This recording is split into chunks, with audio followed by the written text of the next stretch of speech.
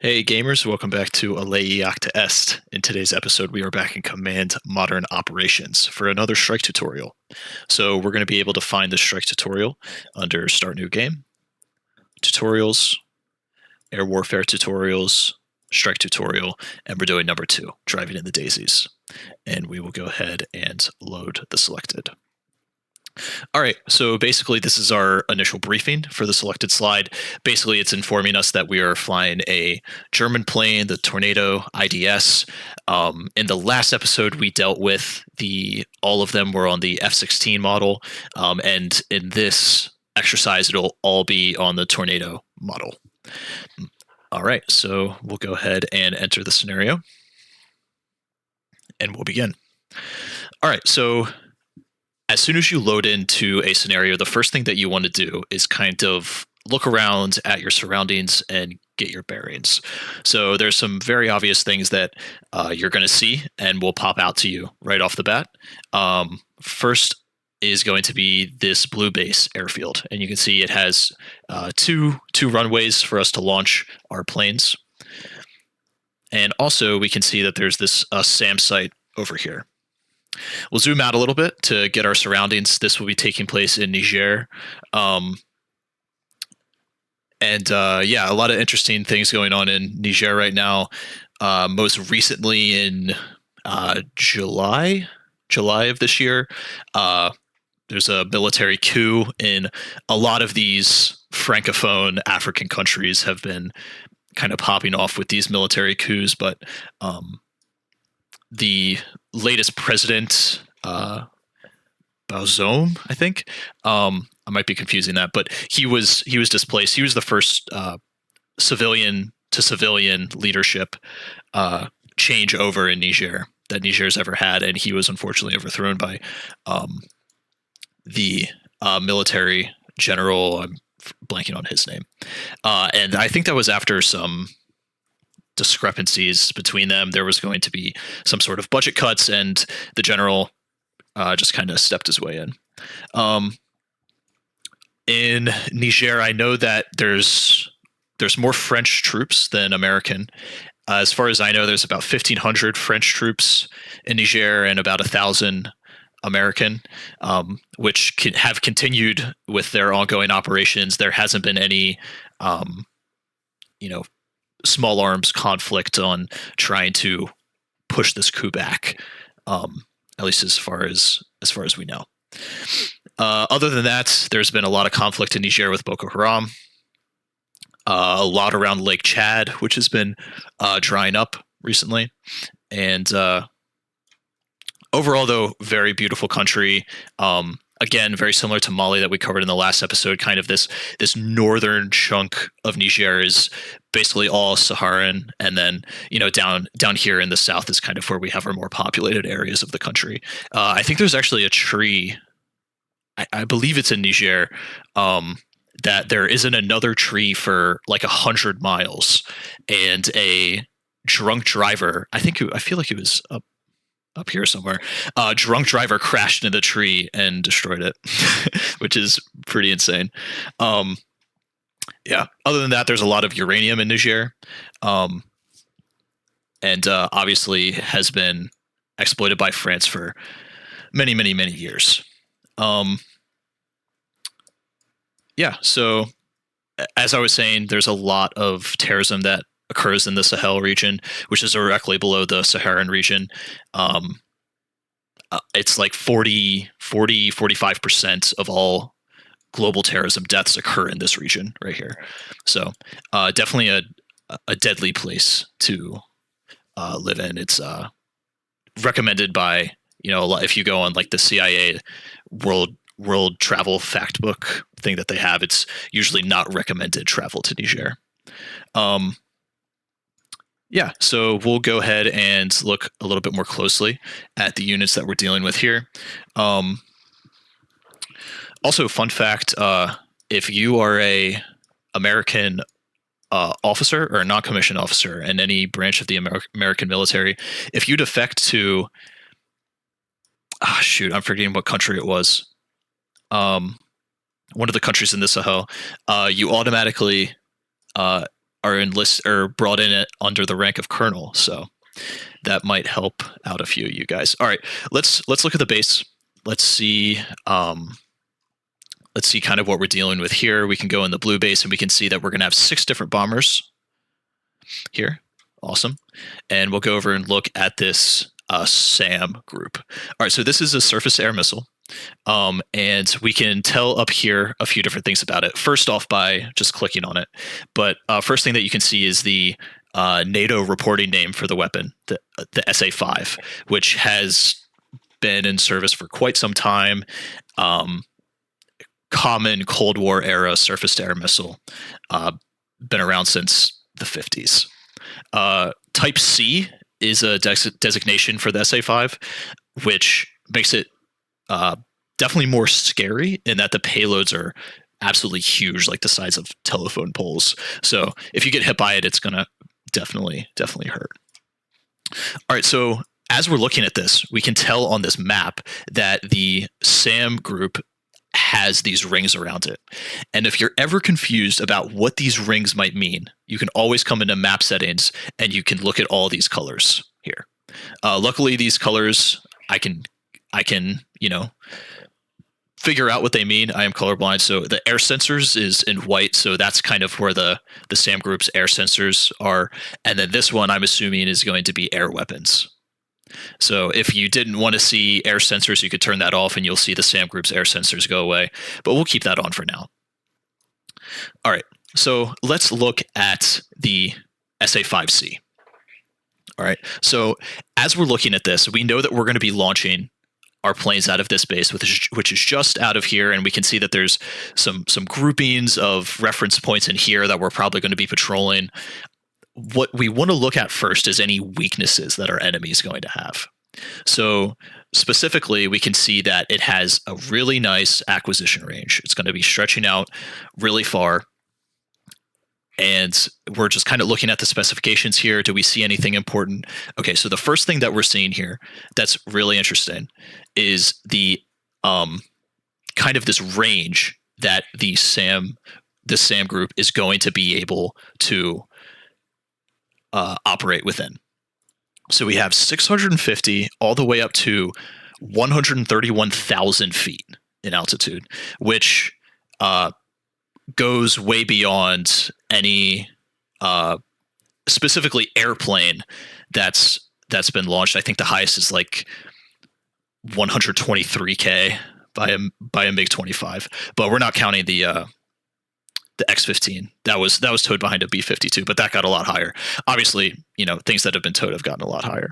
But anyway, so we're looking at this. We notice that if there is any plane, any asset below 650 feet, this SAM group, this SA-5C, is not going to be able to engage it.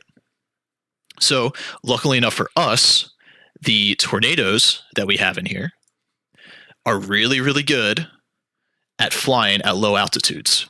So we're already starting to formulate our plan, right? Yeah, we're already starting to formulate our plan. Maybe if we have something that has to go in and strike something inside of this patrol zone or strike the SAM group itself, that we're going to have to be flying in at really, really low altitudes. All right. So that's just something that we're going to have to keep in mind, especially when we're inside of this weapons free range. You may have heard about the SA-5C before. As I said, it's been used since the Cold War. In 2001, a Ukrainian group that was training on it accidentally shot down the passenger airliner that was going to Tel Aviv. I don't remember what national origin that flight was from, but it was the SA-5C is also one of the candidates that could have been used for the first attack on the Crimean Bridge. So yeah, you'll definitely see this. You've seen this in the past, and we'll see it in many more attacks to come. So it's something that, as war operations planners, we're definitely going to be dealing with. Okay, so that's kind of what we're looking at here. The other things that we notice is we have these target reference points. This group right here is going to be mission 1. This group here is going to be mission 2. All right. So now we're still formulating kind of more very high level planning in our heads, right? Okay, so we're probably going to send a sortie over this way to check this out, and we're going to send a sortie over this way to check this out. Excuse me, and this one's going to have to be, coming in a really, really low altitude. All right. Another thing that is useful to see when we're checking out groupings, you can plug in. You can filter what by class. If you do like SA5, was that it? Shoot. Maybe if we do correct capitalization. Okay, yeah, so you can see all of the countries it's used by over here. Awesome. All right, so let's get started with mission 1. The first thing we're going to do is we are going to drag select these 4 mission 1 keys here. All right, so you can see that right now they're unselected because their name doesn't pop up. We'll go ahead and unselect these. Their name isn't popped up, and now they have been selected since their name has popped up. All right, so easy enough. We will go ahead and hit Control F11, and that is going to bring up our new mission. All right. New mission, and we're going to be developing this mission. All right, so the category obviously is going to be mission, and we're going to get to choose a mission name here because we're so close to Lake Chad. This is going to be Mission Giga Chad for our first mission. All right, so we're not really sure what's going to be over here. We haven't checked it out, right? So for this first sortie, we're going to send over a patrol, and the type of patrol is going to be anti-surface warfare patrol, and it's going to be ground. All right. Other than that, keep all of this the same, and then we'll go ahead and hit OK, and we will open up our mission editor menu. All right. So, all right. So now that we've opened up this mission editor menu, you can see that our mission name is now in the top left, Giga Chad Patrol. Awesome. Below that, there's a whole bunch of these activation times, deactivation times. We're not going to worry about that right now. We can get into more of that in later tutorials. Okay. Next up is we're going to see that these are units that are available to send on this mission. So we have 6 Tornado IDSs, and it looks like about 4 of them are available to go to this mission. The creator of this scenario, who by the way is fantastic job. These tutorials are so nice. Has locked these off, so possibly this will be for another sortie a little later on. So let's give our mission some stipulations. Let's tell these bombers exactly what they're going to be doing. All right. So we're going over to the missions tab, and we're going to keep this box alone, and we're going to keep the 1/3 rule checked, and we're going to uncheck these 2, investigating unknown contacts. We're going to leave this box unchecked, and we're going to recognize down here that our flight size is going to be 2. All right, so our aircraft will fly in pairs of sorties, and they're never going to leave each other. There's not going to be a point where only one of them is flying, all lone wolf.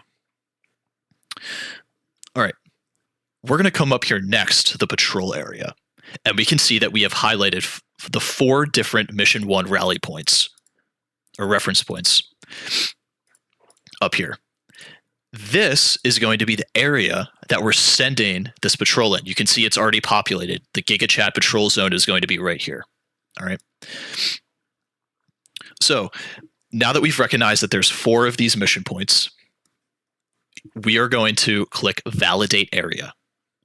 And Validate Area, we got a little pop-up here that says Area Validation is okay, which is awesome. This ensures that what you've drawn is a polygon and is an actual shape with area that these aircraft are able to patrol around in. There's sometimes that you might have these missions in a different order. In that case, it kind of the area doesn't work properly. They might be like crisscrossed over top of each other. The most common one you'll see with squares is it makes two triangles. And if that happens, all you have to do is adjust these mission reference points with using this up arrow and the down arrow until you get a perfect square or rectangle or whatever shape you're looking for. All right, now that we have validated it, and we've made sure that it's a good square, it's a good area to patrol, we can go back to units, and we can go ahead and see that there are these 4 bombers that we're able to assign on this mission. So we're going to double click on each unit that we want to send and assign to this mission. And you can see now there is only 2 bombers that are left unassigned, that are staying back at Blue Base, and 4 Tornado IDSs that will all be launched in this first mission. If you accidentally assign one unit too many, you can always left click on it and click unassign, and it will be removed from the mission and sent back as an available unit. All right, so we are good. Our mission is all set, and you can see now we currently have bomber number 4 selected, and you can see now it's currently assigned to mission Giga Chad, which is a patrol on the ground anti-surface warfare. All right, so we'll go ahead and hit play, and we can see now that we select Blue Base have our aircrafts. They're currently parked, so we'll go ahead and launch 2 of them. We'll launch these first 2 as a group. All right, so they'll be taxiing to takeoff, and they will go ahead and get started.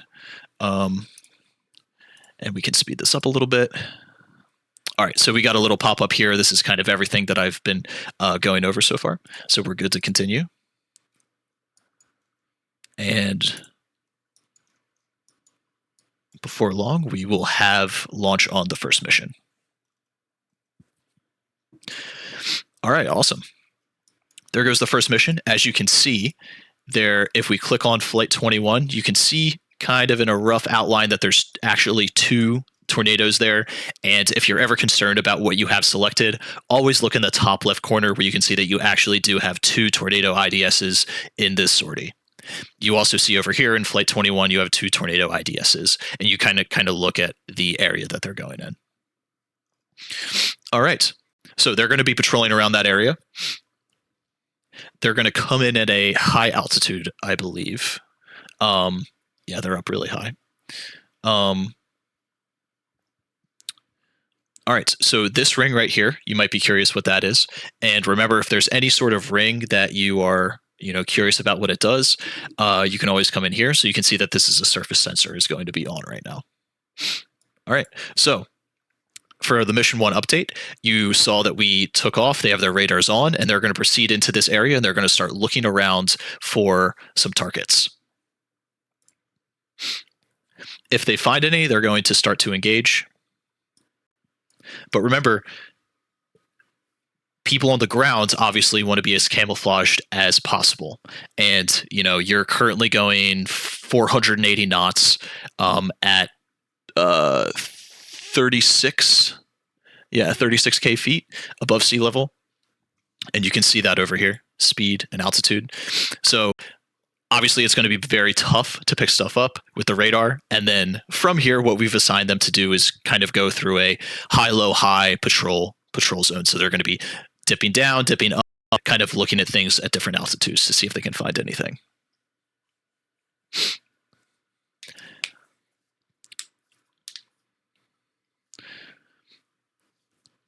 So they're currently going at 400 miles per hour, so we can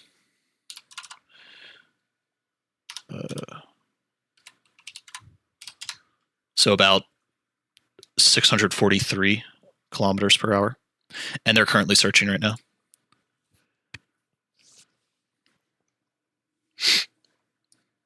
All right, so these that we're using right now are our strike aircraft.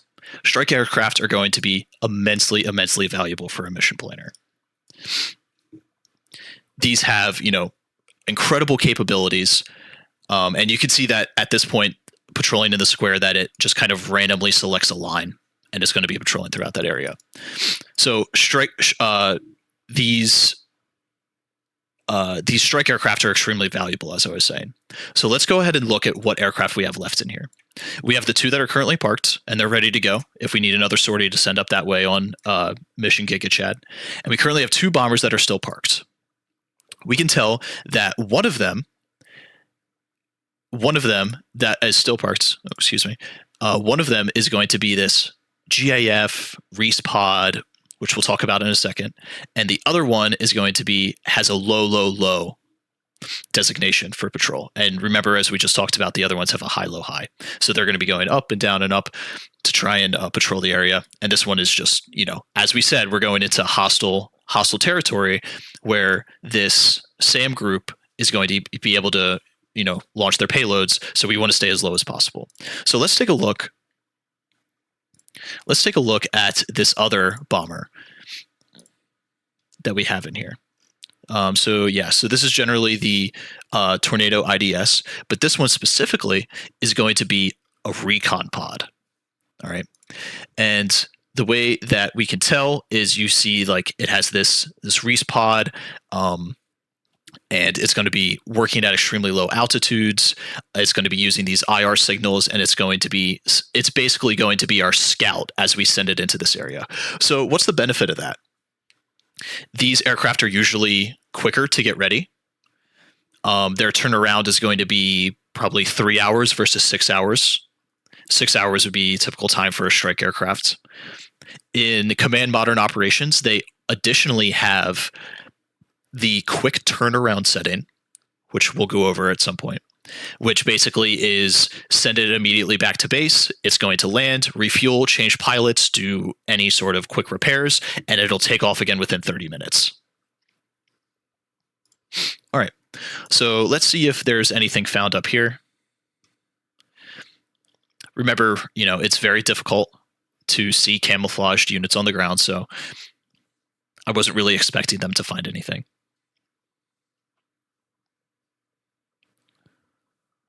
And we'll just be cognizant of their fuel consumption. You can see fuel consumption is going to be under group fuel right here. And we can see we have about 4 hours of fuel left. I would expect at about quarter fuel would be, completely hard turnarounds for any flight, no matter what. So once they hit that threshold, like no matter what, they're going to be returning to base.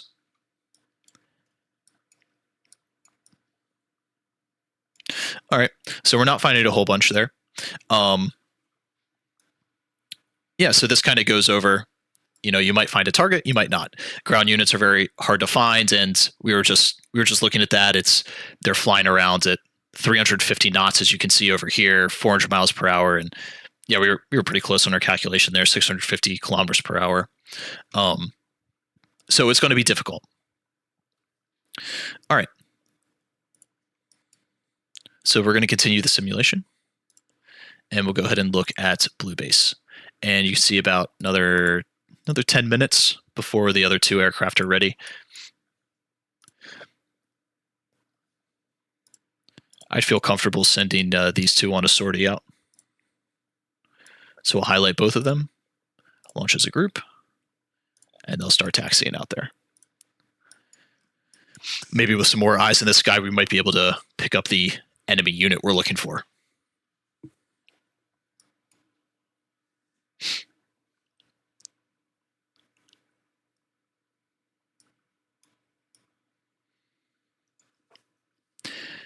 On this Mission Giga Chad that we're launching right now, we didn't put any sort of restrictions on altitude of these fighters flying over here.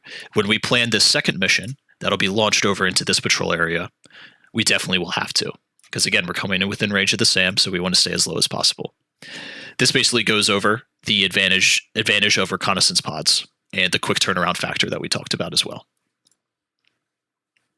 We'll go to keep playing, and these should be ready in a few minutes. Yep, about 2 minutes. Or about 1 minute. All right.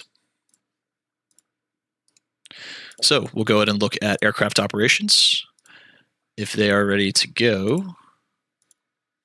And we can see that Bomber 5 and Bomber 6 are parked up and ready. So what we're going to do is we're going to get started on creating our mission number 2.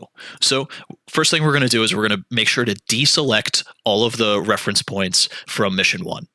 Again, we're just left clicking and dragging to deselect those. And now we'll be left clicking and dragging to select these reference points. All right. We are going to again hit Control F11, and this will bring up this new mission that we had set up. All right, we're going to. This is again going to be a mission. So to Giga Chad, this will be Mega Chad, and we're going to be setting up effectively 2 different missions coming into this area. The first mission is going to be a patrol, and this patrol will be conducted by this reconnaissance tornado that we talked about a little earlier. You know, the one that is usually much quicker. It has a quicker turnaround.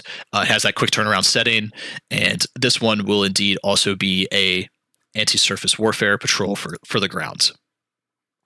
Other than that, we're all set. We'll hit OK, and you can see that it's now populated over here. All right, so we can see that Giga Chad is right here. That was our first mission. And now we have Mega Chad, which we just made, and it has no units assigned to it. All right, so let's go ahead and find bomber number 5, which is right here. And we can see, indeed, this one does have the reconnaissance pod. We'll go ahead and double click on it, and it's now been assigned to this mission. Awesome. We only have assigned 1 unit to this mission. So we're going to have to go change a few things inside of mission settings. First off, this flight size is going to have to decrease to 1. All right. And that just ensures, because we're only sending 1 aircraft, it's going to give us a warning message otherwise. If we only have, if there's only 1 aircraft and your flight size is 2, then it'll give you, a heads up warning that this won't work out. All right. In the center column, we're going to uncheck all of these boxes. And next, we are going down to speed and altitude box, which is located down here under aircraft settings. So remember, we want to be as low as possible. So for our transit altitude, we're going to hit this drop-down menu, and we're going to go down to custom altitude, and we are going to set it at 600 feet. And we'll go ahead and check the feet right there. There we go. Next, we are going to station altitude, and we'll set that custom. That's going to be 200. And we'll check it right there. And lastly, we're not really going to be attacking with our reconnaissance plane, but just in case, we'll do a custom altitude of 200. And indeed, that will also be feet. All right. So again, as we've been over, this is just to ensure that our plane doesn't go above the threshold for the SAM site to launch one of its payloads and shoot our plane down, because we definitely don't want that. All right. We'll see over the course of this mission that we're definitely going to be using a lot more fuel. So next up, we'll come back up here to patrol area. As you can see, we have selected all of these mission 2, and we're going to validate the area. Area validation was okay, which is awesome. So that means we made our square right here for Mega Chad, which is perfect. That's exactly what we wanted. All right, so our units are set to go. We have bomber number 5 assigned for this mission, and we are good. All right, so we assigned our reconnaissance plane to go check out this area. So we'll go ahead and get that aircraft ready to go. And we'll launch that individually. In the meantime, we're going to make a mission for this last unit that we have here. Bomber number 6. We'll go ahead and click on it. You could see that it was carrying its payload loadout was Mark 82 AIR, and they're flying low, low, low. So again, as we talked about last time, that this Mark 82 is a standard dumb bomb, but we are flying at very low altitude. So if we were to drop a dumb bomb from a very low altitude, what is a very real possibility is for the bomb to explode and blow up the aircraft. So what we need on this Mark 82 is a air inflatable retarder, which basically slows the bomb down enough for the plane to get out of the blast radius and get away. All right, so that's easy enough. And we saw in this last strike tutorial that the dumb bombs were very, at least in our example, were not as accurate as we hoped them to be. Right, a lot of factors can have a variety of impacts on dumb bombs, namely wind. But since we're flying so low to the ground, it's going to be a fairly easy target, if we're able to find them over here in our patrol zone. So let's go ahead and set up our third and final mission by pressing Control F11. And again, we have all of our Mission 2 tasks assigned. So basically, if we want this mission, if our reconnaissance unit is able to find anything inside of Patrol Area Mega Chad that our tornado with the dirty bomb equipped with the Mark 82 is going to go strike it and turn around and come back. Awesome. So we'll go ahead and do Mega Chad strike. There we go. And this, instead of doing patrol, obviously is going to be a strike. And it's not going to be an air intercept, it's going to be a land strike. All right. And the status is going to be active. We keep all of this the same, and we'll go ahead and hit OK. Awesome. So we're back in the mission editor menu. There are a few different features now that we've selected a strike instead of a patrol. You can see that we have a lot more tabs up here. First thing we're going to do is we're going to go to mission settings. Instead of flight size 4, we're just going to change that to 1 because we're in a tutorial setting. Up above, and under Strike Air Intercept, there's going to be one drop-down menu that'll say Mission triggers when contact is minimum, and under the drop-down menu, we're going to select Hostile. So if we get a contact that is hostile inside of the Mission 2 patrol zone, then we are going to go hit it. Awesome. We are then going to assign bomber number 6, which is the last one we have left, to this mission. And you can see that we now have it assigned. And we'll go back to, let's see. Okay, yep, I think that is looking good there. We are going to come back to, we're going to come back to mission settings. And we see these things that we've kind of been checking and unchecking throughout this tutorial so far. So we are going to leave allow off-axis attack unchecked. So basically, we don't want the strike to wander off into the SA5 range too much. So we just leave this unchecked. However, we kind of run into a problem here, right? Because right now we have this aircraft, bomber number 6, engaging any enemy positions that we find. And we already know that this SAM site is over here. So if we were to just do this right now, it could very likely just launch and go and attack this SAM, which isn't exactly what we want. So in order to do this, we need to only strike areas inside of mission 2. So let's go ahead and measure that, and we're going to hit Control plus D to bring up, we'll click on this area, Control plus D, and that'll give us kind of a rough measurement of what we're looking like. And it looks like all the way to the end of mission 2, we're a little off here. Let's go back to here and start it. Yeah, much better. So we're looking at about 310 there, 305 there, and about 340 nautical miles to the SAM site. So we'll just be safe here, and we're going to say about 320 nautical miles is the most we want this aircraft wandering away from Blue Base. So Yeah. So we go ahead and measure that. Some of you may be wondering why we're using nautical miles for this. 1 nautical mile is 1 minute of latitude. A nautical mile is a little bit farther than a normal mile. It's about 1.15. But it works really well because 1 nautical mile per hour is 1 knot.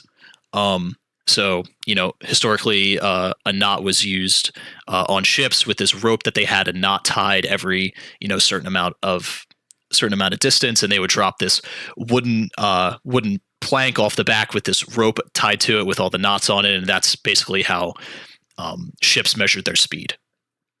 It is a NATO standard to use kilometers, and it is also a NATO standard to use nautical miles. For the Air Forces specifically, which is what we're working with right now. Yeah, so that's kind of what we're looking with. The reason for that is that the American Air Force was very fundamentally developmental in NATO Air Force processes. So nautical miles is what we are working with. Okay. So maximum strike radius to the target, as we said, is going to be 320 nautical miles. Okay. And I think we are all set. So we'll go back to units, make sure that we assign Bomber 6 correctly. All right, and I think we are all set to go. We'll go ahead and hit play here.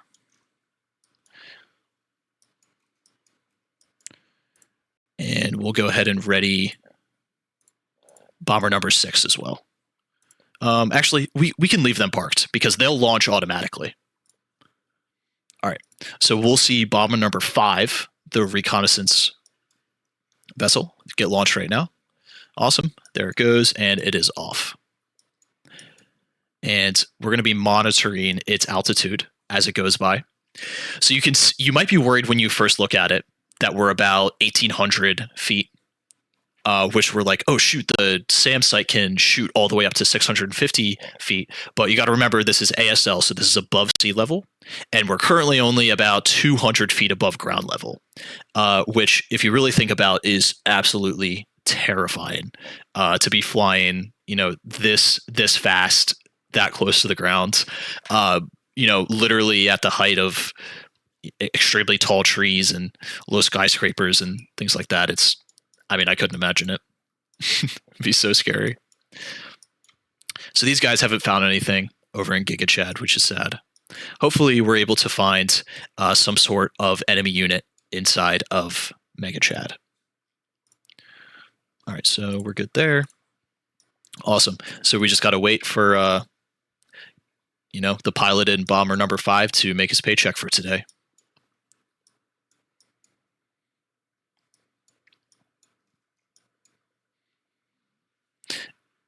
Again, if you get annoyed with the surface sensors, you can always turn them off. These guys aren't doing much. I will go ahead and right-click on them and give them a RTB command, which is just a return to base. And you'll see they'll immediately turn around and start heading back.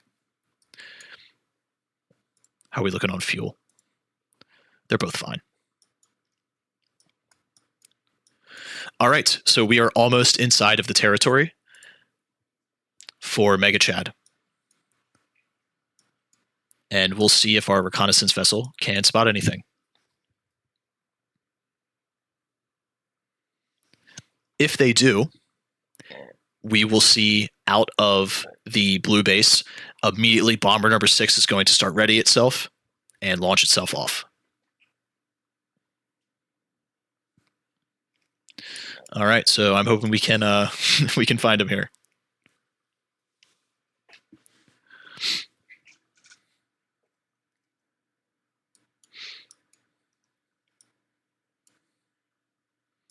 That must be terrifying, flying so close to the SAM group.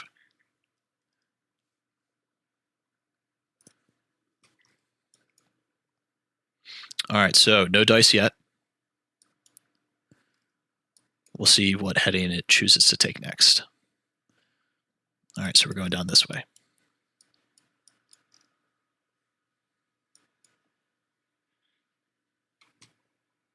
We can go ahead and speed it up just a little bit, but we'll keep it controlled. And I'm glad we're not sitting through this. All right, it didn't find anything, which is very unfortunate. Yeah, that stinks. If we were able to find anything inside of Mega Chad, then immediately our mission would have procced, and maybe if you guys are simulating it yourselves, you would see that Bomber 6 would have launched, and they would have been on a direct path all the way over to whatever enemy unit was found over here, drop their payload and head back to base. But unfortunately, since we're flying at such low altitude, this is it's very tough for fuel consumption, and you can see how low Bomber 5 is already since we're staying so low. So it's unfortunate. Mission didn't go awry at all, but we didn't find what we were looking for in either mission 1 or mission 2. And, sometimes that is just the way it goes. So we'll go ahead and speed that up. And that is the end of the scenario. And if it went well, we would have found a building over here in mission 2 and destroyed it. But alas, we did not, because sometimes that's the way it goes. All right, so I hope you guys enjoyed this tutorial for kind of looking at some low altitude strike ranges and organizing sorties onto different missions. So yeah, hope to catch you guys on the next one. Peace.